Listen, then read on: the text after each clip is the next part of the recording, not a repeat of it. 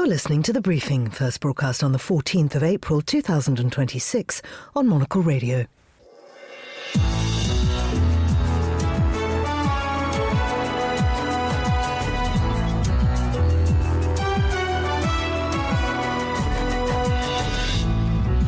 Hello and welcome to The Briefing, broadcasting to you live from Abu Dhabi. I'm Andrew Tuck. Coming up on today's programme, face-to-face for the first time in decades, Lebanon and Israel's ambassadors to the US are set to meet in Washington. We get a view from the UAE. And then, well, as the President of the United States showed, two can play at that game.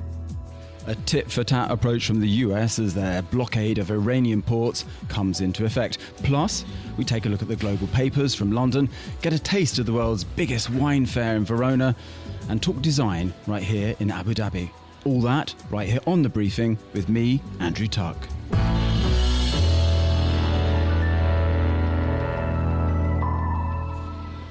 Well, we're broadcasting from Earth Restaurant here in Abu Dhabi, and I'm joined by Monocle's golf correspondent, Inzamam Rashid. We're spending lots of time together this week.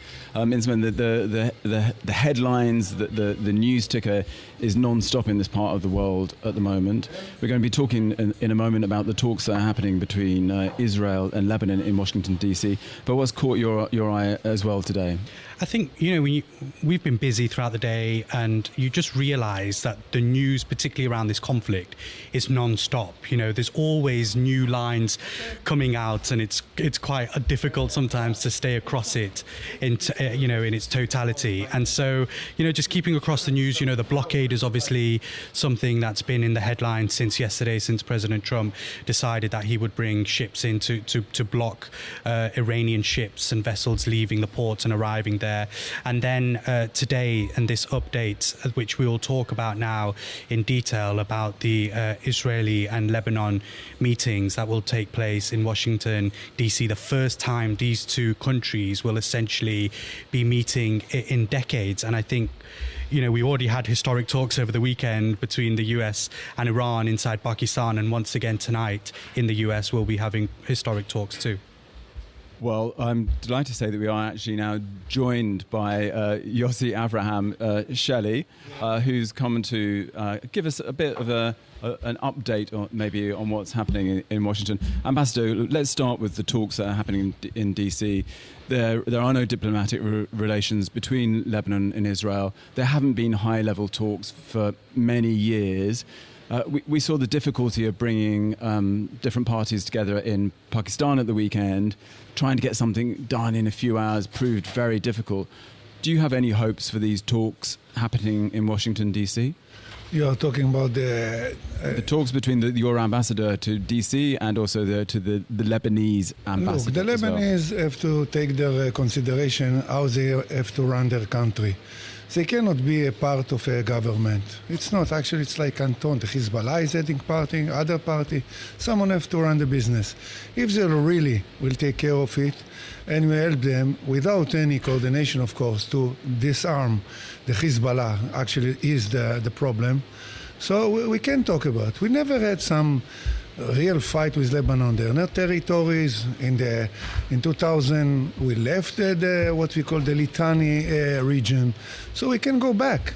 But the Hezbollah terrorist organization will never do it. This is the aim of terrorist organization, to separate countries. Do you think anything is going to come of the talks tonight then, Ambassador? Are you hopeful about that? Look, first we have to be optimistic all the day and all our life. First, I think we have to finish the problem with Iran. So this is a major key player. And if they will be defeated or they agree for the new term, I think everybody will go to another Middle East, another Gulf, I don't know what. This is what I assume. And when we talk about Iran, what's your feeling about where we are in those negotiations? Again, we hear that talks and the second round of talks does seem likely now. But for Israel, you have very clear ambitions when this war began about what you wanted to get out of it. would you be happy if the status quo stopped where it is now?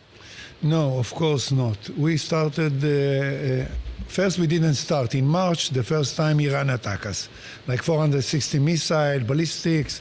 So they start first, like in the kindergarten, who start first? But this is one just a fact. Second, we have two major problems. One is the nuclear facility. Nobody can leave those terrorists that support terrorists all over the world with a nuclear facility. They will be imminent. Nobody can do nothing to them, and they can threat everywhere. Look, in this situation, they are closing the Hormuz canal or passage. And imagine if they have the nuclear. This is first. Second, the ballistic missile. People don't understand what is a ballistic missile. Just to emphasize, a ballistic missile of 1 ton, it's like someone is throwing a bus. A bus. Did you see the big cans of it? It's like 60 meters, a bus throwing on your house, and people will survive. So this is what we call, it's our future. We cannot let it go. Ambassador, I have to pick up on your point about saying Iran attacked first, but 2 times previously there were negotiations going on. There were talks being held right up until Amman, just before this conflict began. Yet the US and Israel, in this joint coalition, you still targeted Iran during those negotiations. So this wasn't Iran targeting Israel first. No, look, first, all the way, the Iranian is the only what you call state or country that say that they want to destroy Israel. We have enemies. Their threat is a strategic. It's not strategic. It's existential threat.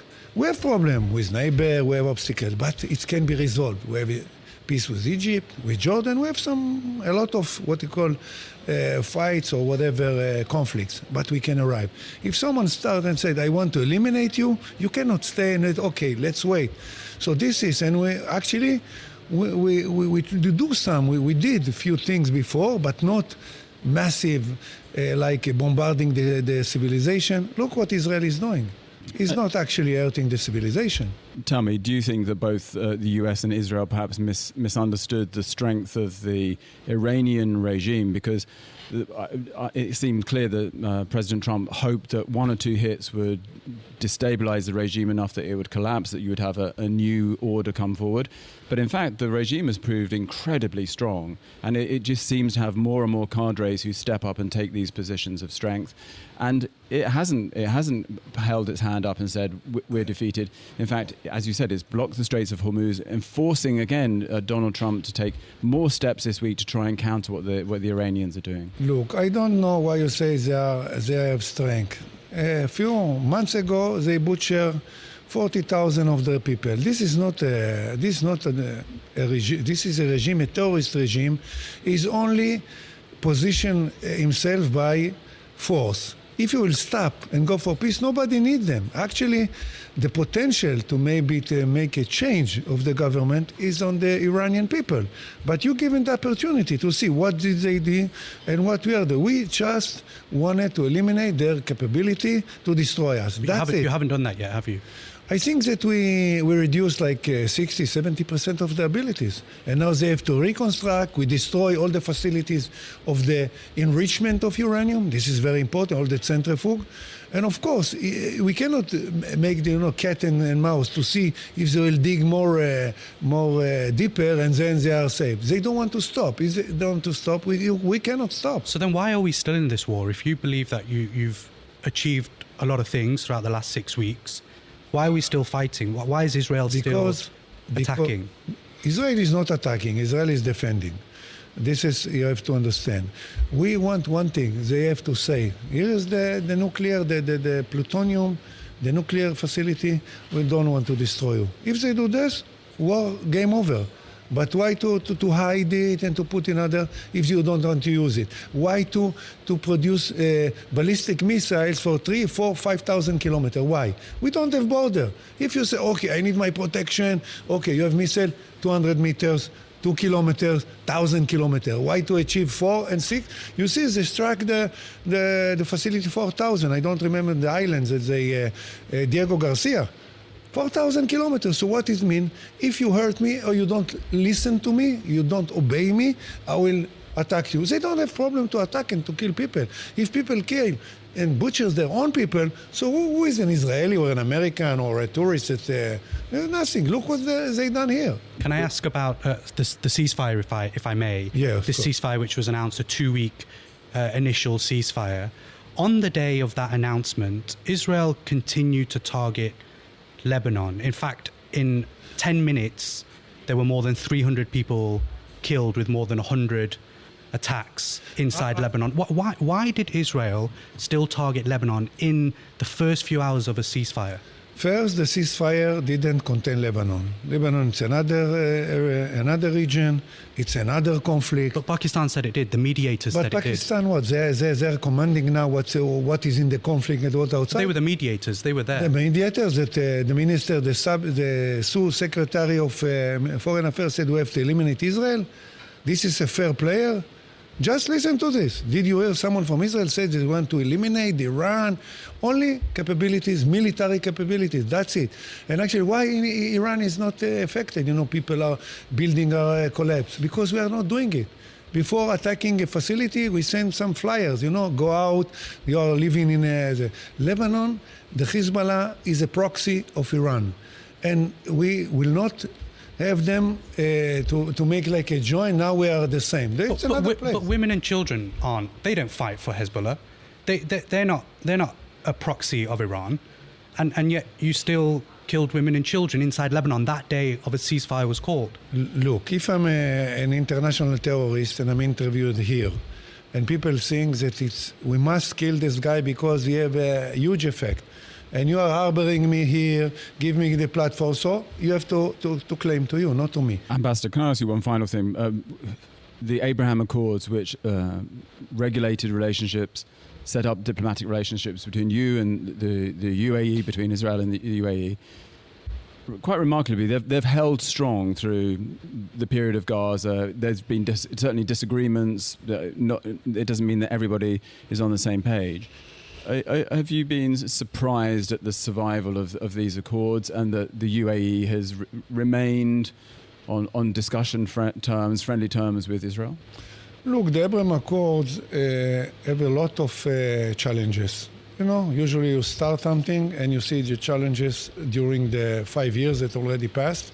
And every time there are restraints. One of them is this attack. And you see how miraculously we are attacked and the UAE was attacked. Why? Because they are a friend of us. Now you want to tell me because I'm making an interview with you and I cannot go to the CNN. What is the system? So I think that the accords every day are more and more in strength.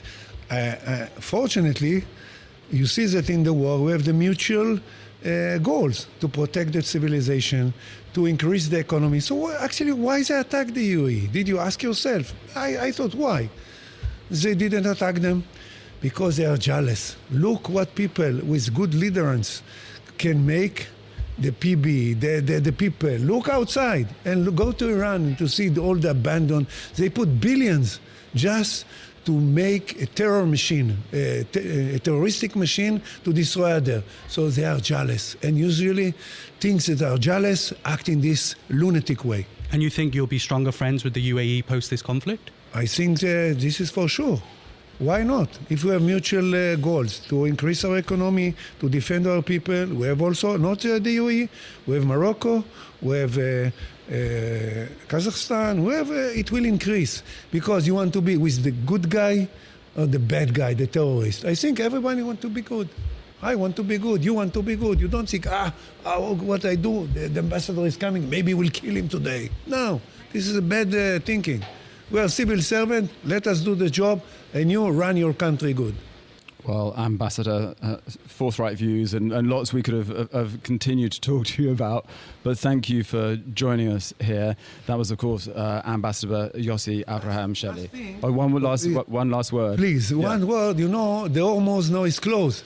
And we offered, the IMEC, the road between India, Europe, and Saudi Arabia to the Middle East. This is a good project, and now you will not use, the ships. Go on pipeline. You have to go back, the retro. Like you change clothes to retro, go to the pipelines. We'll see if that's possible. We'll see It will be. how quickly they can do it. Thank you, Ambassador. Thank you, for Ambassador. joining us. for having me.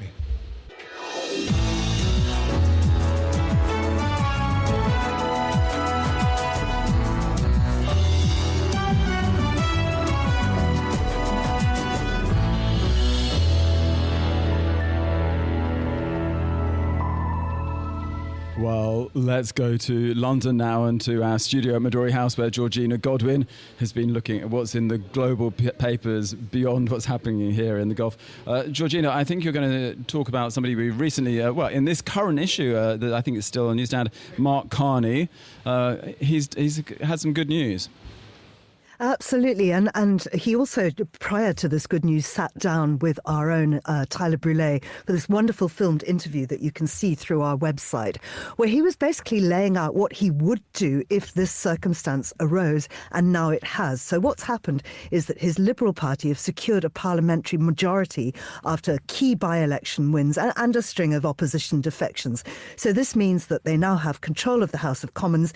And of course, this strengthens Carney's hand on economic policy, and it removes the need to rely on other parties to pass legislation.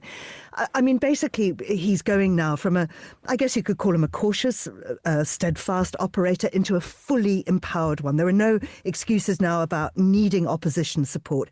And it does raise the question of what he actually does with that power. Are we going to see technocratic stability, or will it be bold political reform? And I think that is something that he discussed with Tyler and in fact can see more of in the current issue of the magazine. And Georgina, it's fascinating because obviously, part of his strength has come from not doing what's wanted of him south of the border, being in opposition often to what's happening in Washington, D.C. And another story from El País, who's looking at what happened in Hungary's election, where you have a similar story in a way. What's their take on the defeat of Viktor Orban? I mean, there have been many, many celebrations in Hungary about this, but we shouldn't forget that Peter Magyar is a former Orban ally. He built a broad anti-Orban coalition. He positioned himself as the only insider capable of dismantling the system from within. But he really does believe in quite a lot of what Orban's party, Fidesz, believes. And I think, I mean, a lot of analysts are warning that we shouldn't be too optimistic about this. But the reason for cheerfulness, I guess, is that it shows that the regime can change and that perhaps the leader after Magyar could be even more liberal. But we shouldn't expect any major leaps to the left right now. I mean, his victory does reflect both ideological flexibility and also, I mean, this deep frustration with Orban's entrenched power, particularly about corruption and the democratic backsliding. So I think that's very, very good news for Hungary, but we shouldn't expect a definitive turn away from the right. It's a good job sometimes, that the cameras aren't rolling when we're in this programme.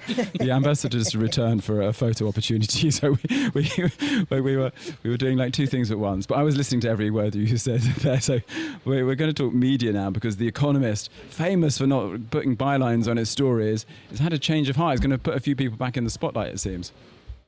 Exactly. And this is such a turn up for the books, because The Economist has always famously, as you say, never run the bylines of their contributors. And this is totally changing, expanding into video. And this would seem it's an appeal to reach younger audiences and boost subscriptions. It reflects a wider shift, I suppose, amongst legacy media towards visual storytelling. And it highlights the pressure on traditional publications to diversify formats and compete with digital first platforms for attention and for revenue. I suppose that traditional text-driven brands feel the pressure to evolve. But I mean, certainly for Monocle, we were absolutely at the forefront of this. I mean, introducing podcasts before podcast was even a word.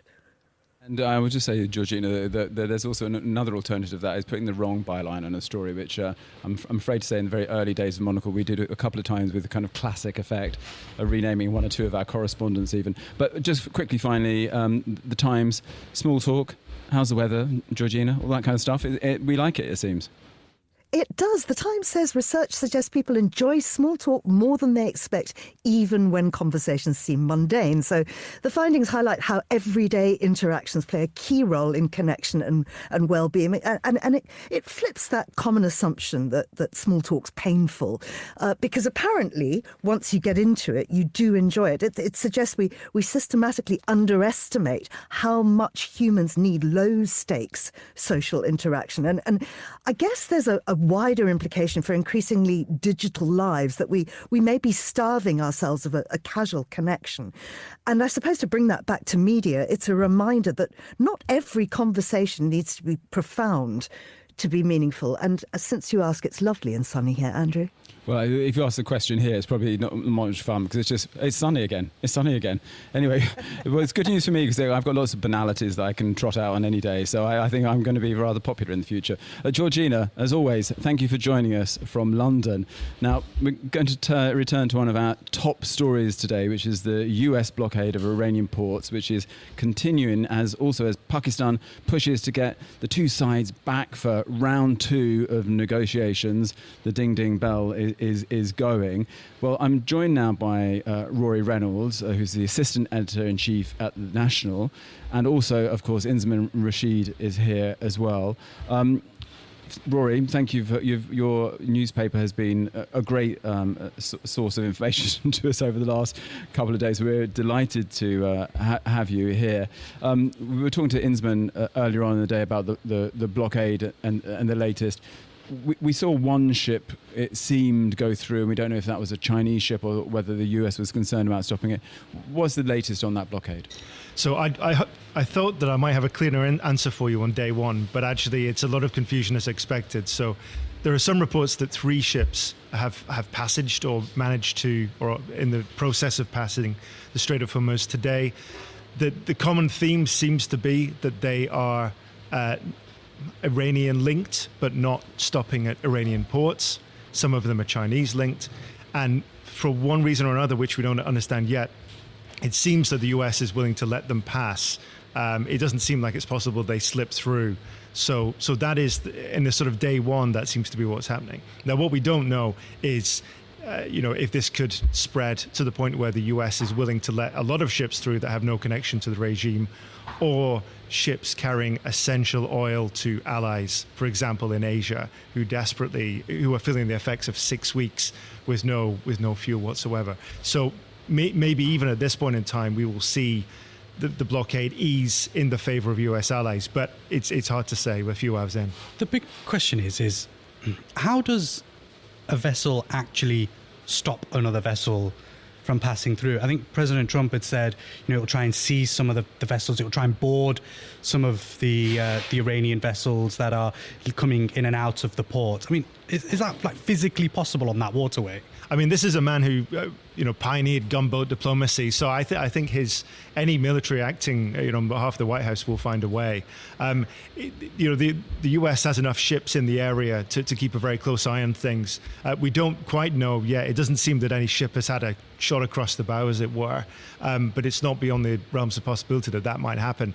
The White House was briefing journalists saying that they may approach this in the same way that they've approached boats smuggling drugs in the Caribbean, where there's been a very aggressive response. That's more against the Iranian sort of fast boats than commercial ships.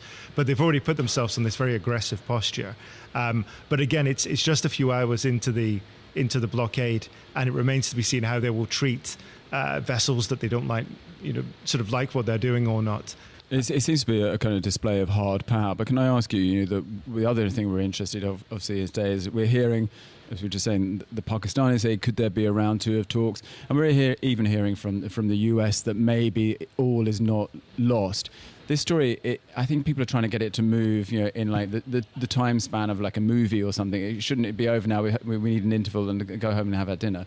But in fact, diplomacy takes a long time. So what you're hearing from your sources is that there is more hope of more talks? I think we were talking about this just before we went on air, and the idea that this was going to be a one and done, as the Americans occasionally like to say, is this was never going to be over in one day of talks. In actual fact, the fact that there was 21 hours of discussions. And then J.D. Vance seemed to leave it a day and then come out on interview and say that he was quite upbeat about the way things have gone. I think that's more what we're looking at now. I mean, there's already talk of fresh talks on Thursday. It's unclear whether they're going to be in Islamabad. We've seen Istanbul and Geneva talked about, but Islamabad seems to be a possibility again. What do you think is the UAE position on these talks, Rory? Because, you know, the UAE has been forthright, particularly about the Strait of Hormuz and the action they want there. Yesterday, Her Excellency Noor al-Ghabi said to us that, you know, a ceasefire is just the beginning. We need to go a lot further than that. What do you feel, and the sense that you're getting from the UAE leadership and Ministry of Foreign Affairs, etc., is the UAE position on these talks? I think they will want to see a very firm deal that would prevent Iran from doing what they've done to the Gulf again. You know, we've lived through the past 6 weeks here. It's been dramatic at times. The worst case scenario for the UAE and the Gulf allies would have been if the US administration, if Trump had have walked away and left the Gulf with this mess, with the Strait of Hormuz closed. I mean, it seems, and I don't want to speculate too much, but it certainly seems that the message has got through to the White House that you cannot walk away and leave it would be the world, not just the Gulf, in an economic crisis.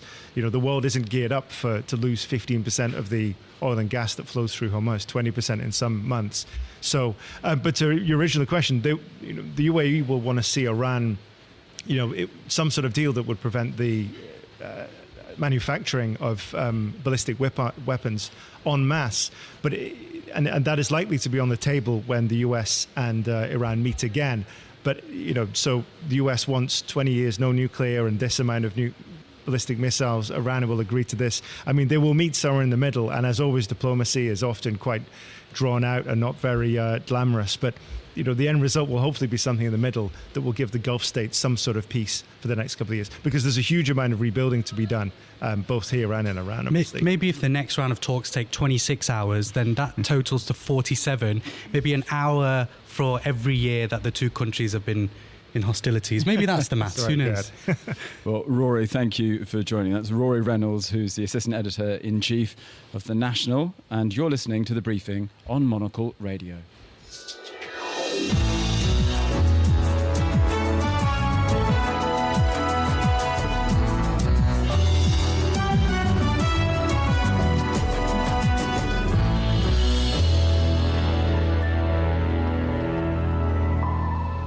Well, you're back with The Briefing on Monocle Radio, and we're going to Verona now to Vinitaly, which is the biggest wine and spirits fair in the world.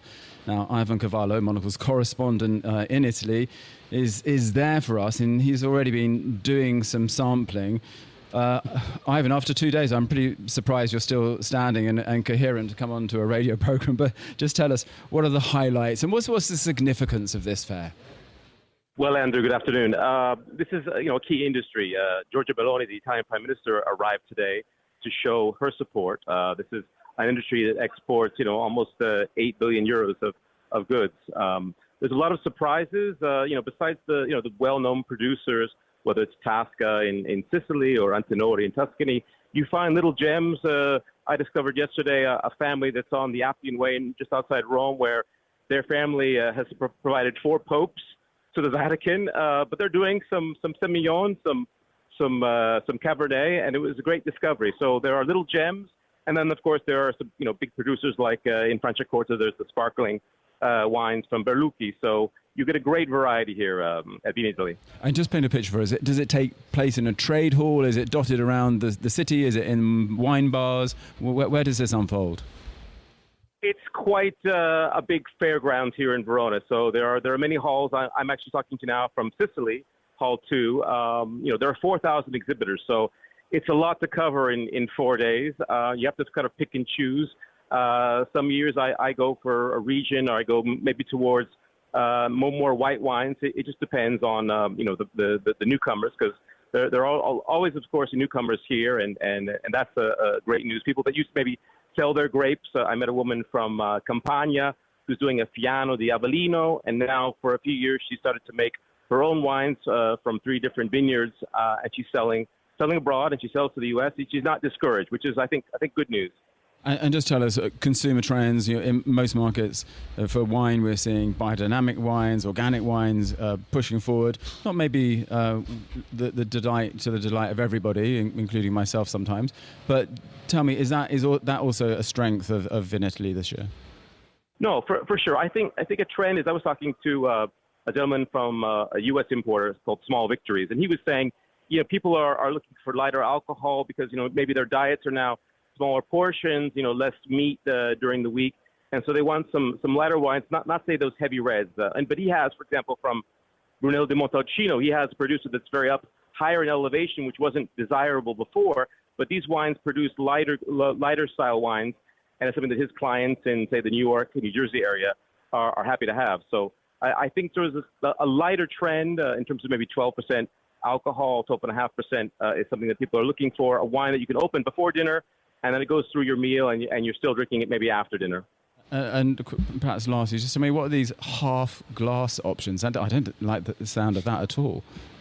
Yes, there was interesting news on the first day. Carlo Cracco, a Michelin-starred chef here in Italy, who has a restaurant, very famous one in Milan, was mentioning that to his customers, his diners, he does offer an option of a half glass. Now, of course, you're paying for probably an expensive meal, but maybe to allow some people to maybe experiment and try more wines. Because, with tasting menus, sometimes you have, 4 or 5 wines or even more, but maybe some people don't want to get filled up too much with alcohol. They can go for a half glass option. So they can still try, a wonderful biodynamic wine from, say, South Tyrol in Italy, without overdoing it, so that they're still able to sleep well at night. Well, Ivan, thank you so much for joining us. Delighted that you're having 2 days drinking wine and that we're paying for it as well. But hopefully we're paying for you for it. Always lovely to hear your voice. Go back and enjoy more of the fair. And thank you for joining us here on The Briefing. Well, now, finally, on to today's programme, we're going to talk design. And I'm delighted to say that we're joined by Nuno Abreu, who's the founder and CEO of the Slash Design Company and many other companies besides. We're going to quiz you now, Nuno. First of all, let's just explain to listeners, you've been here a long time. You're not someone who's flown in and quickly started up a design company. Just in a couple of sentences, fill people in on the history of Nuno and Abu Dhabi. Hi, thank you for having me. So I've been here for 16 years. After 15 in Portugal, we founded the company back in Portugal in 1995. So 16 years has been the time we're in the UAE. And when we think about the work that you do with Slash, I know it has other partner parts of it. There's an architecture part, there's a product part. But when we think about Slash, what kinds of projects are you doing here in Abu Dhabi? So it's a strategic design studio. So basically, we bring strategy and design together. Most of the times for complex briefs. So it's not just the typical branding, give me a logo or some kind of design. Usually it's a more complex problem that requires a solution. Design is part of it in its various forms. So it could be graphic design, architecture, industrial design, experience design, but it's always this mix between strategy and design. And you're 120 plus people. Yes. And just tell me, what do people want in this market? I can imagine lots of people think, I'll get on the plane from Paris or from Milan, and I'm sure I can upsell them on this my cool designs. You've got into the psyche here a little bit about what people want. What are the benchmarks that you need to return to if you want to be successful here in design? I would say that using an expression someone used to describe this, the low-hanging fruit time is over. So coming with a template from somewhere else and trying to just paste it here doesn't work. This is a very sophisticated market that knows exactly what it needs in terms of design and expects that any design agency or studio comes up with a custom, super adaptable solution to their needs. So you can't just land here, and it takes time. It takes a lot of time until you build that local knowledge that then will allow you to design for this place. What is it about here, particularly in the UAE, Nuno, when you compare it to maybe back home in Portugal or other parts of Europe, that actually makes what you do a lot easier, a lot better, essentially, to operate out of a place like this? So first, home is here, it's not in Portugal. Second, I would say that it's very exciting to do this design here, and I feel that we think less commercially. I think the biggest difference is that, at least in the period that I was in Europe, design was a lot commercial. It was a lot, delivering a brief in exchange of an invoice or payment. Here, design is, you feel that design matters. So it feels a lot like everything that we deliver has a deeper impact than just delivering a beautiful thing, which I'm not saying it's everything that we used to do in Europe, but it feels like there's no two projects the same. You need to deliver always a different thing. You need to always be very sharp, very aware, and there's many differences, I would say, from both places. No, tell me, we had a chat yesterday, and you mentioned to me that there's a feeling here that things should be the best in class, that things should look good, that even outdoor advertising shouldn't be intrusive. And, for example, there are certain things you can't advertise outside. They don't want kids to be tempted by sugary drinks or unhealthy food. Now, as you go around the city at the moment, there's lots of very quiet-looking billboards with literally nothing on. Are you able to shed any light on why that is? I can't share too much, but I can say that there's always been a need to align design and the outcome of design with the identity, with the values, with the deep identity, not the visual identity, the deep identity. So when you look at design in the streets of Abu Dhabi or in the businesses of Abu Dhabi, you will realize that there's a force that pushes towards aligning that outcome with that. I would say that yes, food, behaviors are things that are a demonstration of those values. And if you say one thing and then you allow another thing, then it doesn't make sense. And I always like it here when you go to a mall or a luxury mall, you see brands you know very well. But in Arabic, there's they ask you to translate your brand into Arabic lettering as well. They don't want just to be imposed upon. Mm-hmm. They want. There seems to be a feeling here that the best branding design work is aware of local sensibilities. It has to be. Even knowing that I speak English and most of my work is in English. English is not the official language of this country. Arabic is, and Emirati Arabic, which is a specific way of doing it. When you see those letters on the windows, the really interesting thing is that I knew the difference, but I learned the real difference between translation and transliteration. And a lot of times, what you see is the sound of the Arabic translated to characters that we know, and you get used to hear these words that you didn't know in that language, and you start learning the meaning, because the meaning is not literal. You can't just say this means that, but that comes with culture. So it comes with time. It comes with understanding how things work. I play a little game when I see a shop and I try and cover the English name of the shop and try and read it in Arabic and then reveal the English name, see if I get it right. Always wrong. No, final question. You've been here many, many years. Mm-hmm. What keeps you? What's the tether that makes you think? Because look, Portugal's a booming economy. You could probably go back tomorrow if you wanted, but this has obviously become home. Mm-hmm. What is it that tethers you here? The people, the leadership, the vision that it's more than words. It's something that it's lived every day. I think there's many things here that I was not feeling in other places. So ultimately it's the people and the leadership of this place.